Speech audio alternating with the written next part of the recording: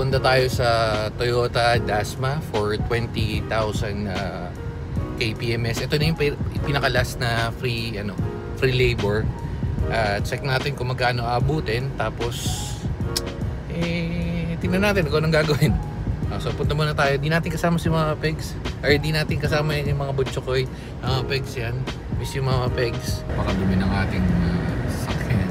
Ano lang, side video kasi nung mga panahon na parang mga first PMS natin, 5 PMS, wala pa itong mga to. Pero tingnan nyo ngayon, ayun, dito yung, di ko alam saan yung SM General Trias, pero ang dami ng improvement. Ito rin, so yun, halax yan, pero lapit na tayo. 1 minute, ayun, basta dyan na banda yun. Toyota Dasma, let's go. Medyo marami na tao ngayon. Hindi pala, medyo marami talaga. May Land Cruiser sa harap, pero ito yung walk-in. Dami men. Okay, so 21,514 yan, check. First time natin di kasama si Mama Peggy. Panibago sunod. Yan, so after natin doon, punta tayo sa loob. Daming tao.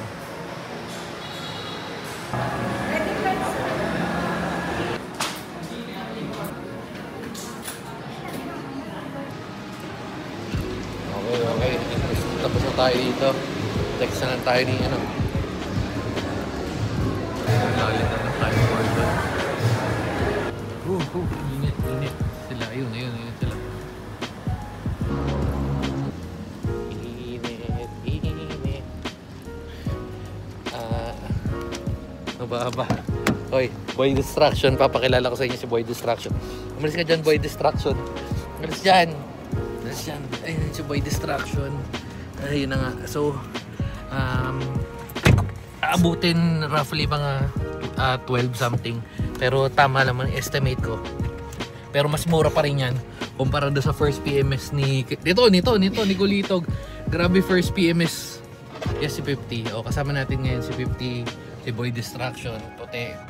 Pero kasi dapat sinabona kasi sinabona may hindi ko alam, baka buntis yata.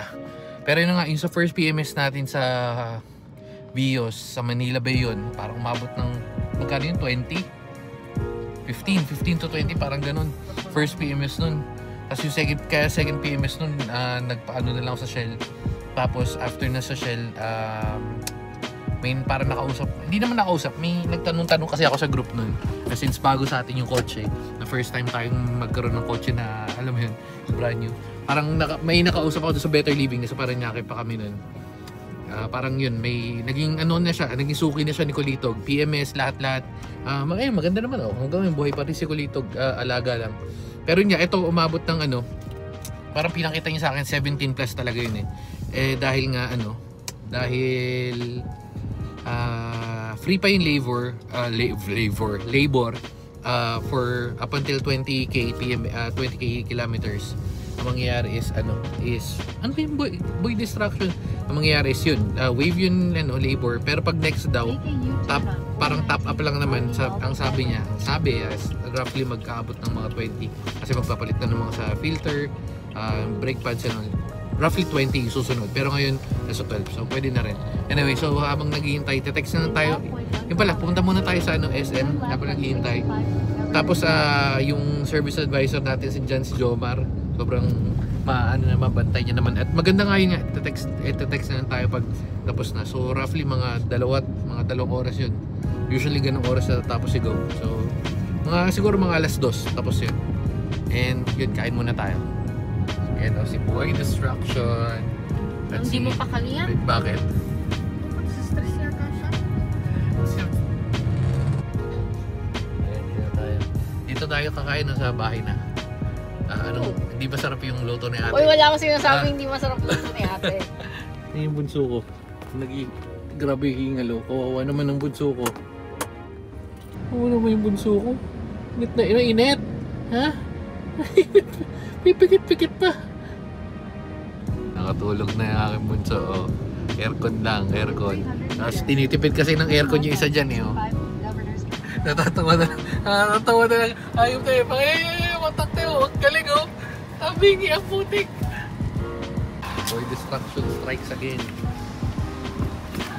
Ayan, so bago pala tayo naman is pakita ko na sa inyo. Kasi meron dito na sales to. 1.5 daw yung ano. 1.5 daw yung tawag dito, car wash. Pero to. 1.5 daw pero 1 ko na lang. Kasama na detail. Pero Diyos ko napakadumi. Kung ako babayaran ng 1.5 di ko tatanggapin. Ano? Pero yung tsura niyan. Diyos ko po, grabe. So yung ano talaga yung kotse magdedepende talaga sa may-ari eh. Nakalak na.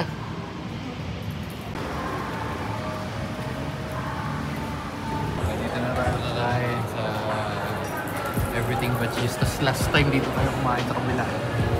Yan sa ano to? Ang pangalan niyan? Hot Star. Yan, dyan sa pwesto namin nila mga pegs. Yan, nasa likod na yan. Yan. Okay.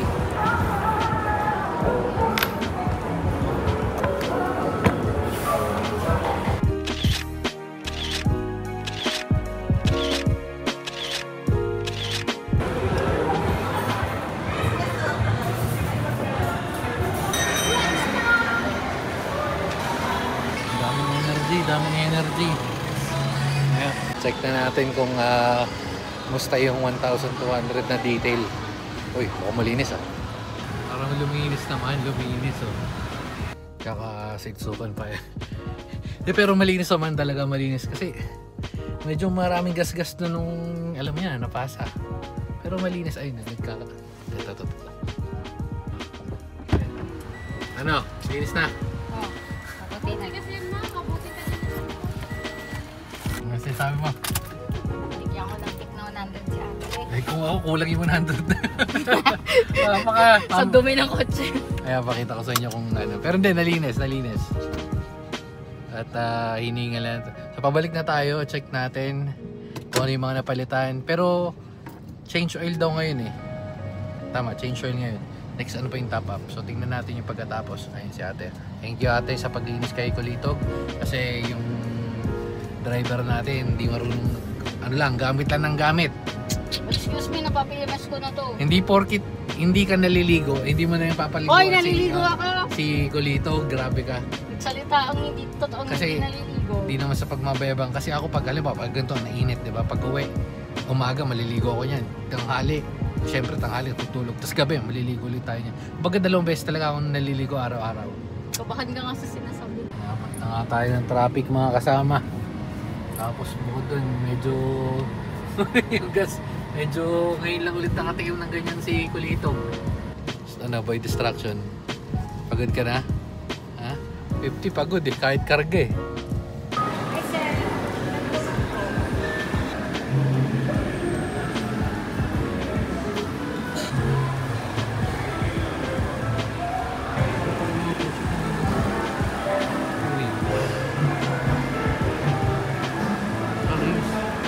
Ayan na, hindi na tayo nakapag-video kasi medyo antok. So siguro, at saka anong oras na yun? So ang mangyayari eh, pagdating na natin sa bahay siguro doon na tayo magkantuhan. Ayun lang, inabot tayo ng traffic. Ay, hindi kita. Dapat dadaan ako doon sa, wait lang. Doon sa kabila pinapadaan ako pero 26 minutes. Gumawa tayo ng sariling daan, 36 minutes tuloy. Ayun, traffic min. Motion pa doon. Di nakita min. Oh shit. Sabi ko na nga dapat sumunod tayo kay Waze. Traffic min. Ayos, tapos na tayo sa traffic min. After 10 minutes, haba pa doon. So, di ko pala na-continue yung video ko habang Rico, may nangagat sa akin. Wait lang. Rico! Medyo na-corner na sila dito. Na-corner na. Mga pegs. Tusok. Sino umiyak? Umiyak ko Kawawa. na tusukan. Naku, kawawa naman ang baby. Tusukan. Kayo ha, pet street ha. Tulong ko yung baby ko ha. Ang dami. Okay, so kantay lang tayo, order tayo Yellow Cab kasi meron 50% off pag naka 2.5. Not sponsored pero anyway, so ito yung total na ginastos natin habang naghihintay nga tayo kasi nandun pa sa loob si Bekbek. So kasama natin sina 50, si Manong, si Mama Peggy, si Marga, si Bon, nasan si Letlet? Si Letlet, ayun, at saka si Letlet. Hello Letlet. Okay, so ito na, check natin kung magkano, or yung magkano, nasa 12,000 nga. Kung ano yung mga pinalitan, ito, wait, hindi ko rin alam, malalaman natin. Although, in-explain na sa akin ni Jomar. Si Jomar yung, wala tayong paglalagyan ng cellphone. Shit. Wait lang. Okay, so yan, ang total is 12,083. 97. Tapos yung mga pinagpalitan. Lumabas pala na-check ko kasi yung mga papeles. Yung AXA natin, yung insurance natin isa sa AXA. Every year naman yun. And then yung first PMS ko, dito na rin. I-share ko na rin sa video na to just in case. Kasi mas madaling balikan. Nasa 5,900 or 6,000 total. Okay, so anong pinalitan? Wait, hindi kita. Yung labor 0. Kasi nga wala. Yung parts for 402 sublet, hindi ko alam kung anong sublet na to. 4,673. Yung oil and lubricant, ito yung lahat to, total kumbaga flashing taka palit is 4,118. Synthetic yan. Tapos may miscellaneous dito, miscellaneous material 1,595.46. And wala nang discount and all. Ito. Ayan, yan yung total. Yun nga, yung labor, sublet. Hindi ko alam yung double. Check natin sa likod. Ito pala yung mas detailed. Tapos meron pa yun, may papel na yun yung nakalagay na battery. Tsaka yung mga ano-ano, sinek nila. Pero ito yung ginawa lahat. So, customer, wala naman tayo makikita kung ano mga details. Pero yan, replace engine oil. Wala nang presyo kasi parang ayun yung total doon sa kabila, doon sa pinakita natin 12.8. Pero yun yung ginawa, replace oil, replace oil filter, inspected steering wheel and linkage. Di ko alam kung ano yun. Air conditioning filter. Pero sabi niya sa akin dapat sa ano pa to sa 20,000 or sa 30,000. Pero yun, inspected. So check lang, kalikot lang siguro yun. Suspension ball joint, front and rear, tightened propeller shaft, lubricated, tires. Okay. Light, brake, power steering, battery, brake, air cleaner, linings, include parking brake and lining drums, exhaust pipes and mounting, serial, refrigerant oil for the front wheel alignment, airflow meter. Okay, so tighten bolt nuts, road test, not applicable for express. Actually, hindi siya express kasi medyo matagal. Parang dumating tayo noong 11, nakuha na natin halos 4 o'clock. Pero yan, yung mga part number. Ayun, so yun yung total and then yun yung kung gaano katagal. Usually kasi, pag dumadating kami nga dun, kahit i-check nyo pa dun sa mga previous video, dadating kami dun mga 10 or 11 and then na-message na tayo nung service advisor natin, which is in our case, si Jomar. Na-message na tayo around 2 o'clock, 1:30, minsan 1:30, parang ganun. Madalas yun, for 5,000 PMS, 10,000 and 15. Ito lang yung medyo matagal kasi nga pagdating natin doon, may mga may mga nawo-walk-in pa nga, tapos di na rin nila na accommodate kasi feeling ko sobrang daming tao. Narinig ko doon sa isa na parang kausap na nag-walk-in siya, parang hindi daw ma-accommodate, parang pinapabalik na siya ng Monday. Pero kasi in our case, kahit medyo nalate tayo ng mga 15 minutes, nakaschedule naman tayo for that day, which is nung Friday. Pero kasi Monday na ngayon lang natin. Hindi ko na natapos yung video kasi pag uwi ko nun, medyo inantok na tayo, nakatulog na tayo. At ngayon ko lang naalala kasi nag-check ako ng cellphone. So yan, ngayon na natin natapos yung video. Pero yun yung total. Tapos nga, alam ko nasabi ko na, pero yung susunod na PMS natin, either 25 or 30. Sabi niya naman sa akin, ako na daw bahala doon. Pero baka 30,000 na lang kasi usually yung ganun naman ginagawa natin kay Kulitog. After natin mapa-maintenance yung 1,000, 5,000, 10,000 and then every 10,000. So kasi pag ang mangyayari pag ano lang, pagka 25 parang top up lang. So instead na top up, ang bala ko na lang, unless na meron kayong recommendation sa mga mag-ano nito, ang bala ko na lang is yung after yung 20,000, 30,000 na lang. So instead of top up, parang flashing na lang and then palit ng oil filter na rin. Kasi usually yung pero hindi ako sure, hindi ako expert sa sa automatic kasi more on manual yung mga nagamit natin mga sasakyan before. Pero ewan ko ano difference sa automatic. Pero basta ang importante doon napapa-maintenance mo. Syempre alaga na rin sa kotse. All goods. Kasi sa Kulitog all goods pa rin. Pero sige Kulitog, marami na tayo napapalitan doon ngayon. Alis yung sa harap tapos kasi yung driver. Anyway, all goods pa rin naman yun. So, ayan. Ayan. Uy, sinumarga. At yun lang. Siguro dito na natin tatapusin. Medyo napahaba at may mga pa-side quest tayo. Yellow Cab, solid. Solid yung nila. Sa mga check nyo sa mga 50% off kasi sulit So instead na 2,500 or 3,000 magiging 1,500 na lang. Anyway, so yun lang dito na natin tatapusin. Again, yun yung naggastos natin roughly sa 20,000 PMS. Kung masulit ba sa kasa or ipapalabas mo na lang sa mga parang mga talyar or sa shell. Depende na rin yun sa'yo. Depende rin actually unang-una sa budget. Kung may budget ka naman, syempre recommended sa kasa. But then again, pwede naman sa labas kasi mas mura nga doon sa labas. Although mas alam lang nun sa kasa kasi nandun na rin mga pyesa. Pero mahal talaga sa kasa. Kasi based on experience. Ewan ko lang ngayon, feeling ko parang mas mura.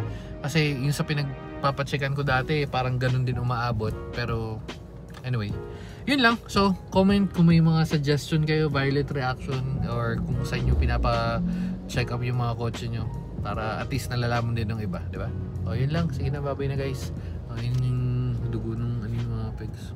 Mga pegs, I miss you, mga Peggy. Love you, bye-bye.